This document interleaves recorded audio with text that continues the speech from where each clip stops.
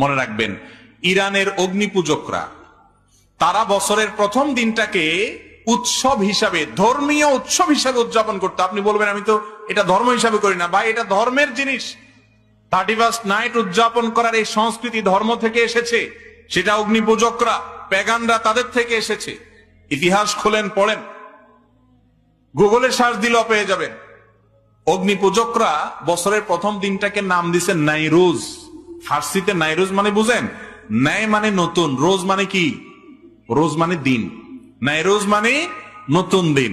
বছরের প্রথম দিনটাকে তারা বাৎসরিক উৎসব হিসাবে উদযাপন করত। তাদের পরে এটা খ্রিস্টানদের মধ্যে আসছে। আজ আমরা দিশেহারা মুসলমানরা তাদের দলে চলে গেছি।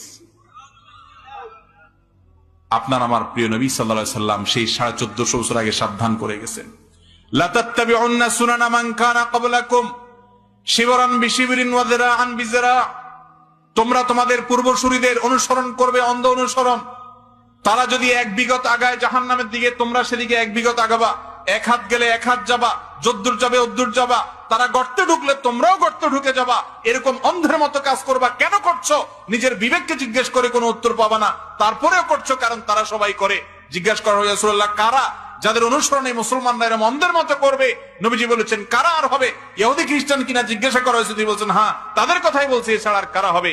আজকে পশ্চিমারা, ইহুদি খ্রিস্টানরা কোন কালচার, কোন সংস্কৃতি দেখাইলেই যুব সমাজ আজ আমরা হুমড়ি খেয়ে পড়ছি, লাফিয়ে পড়ছি। কেন করছি সেটা জানি না।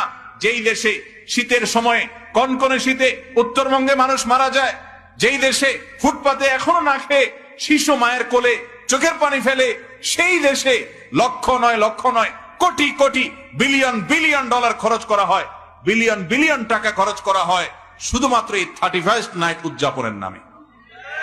এটা কোন সভ্য সমাজের সংস্কৃতি হতে পারে? কিন্তু এটার বিরুদ্ধে কথা বলার মানুষ নাই।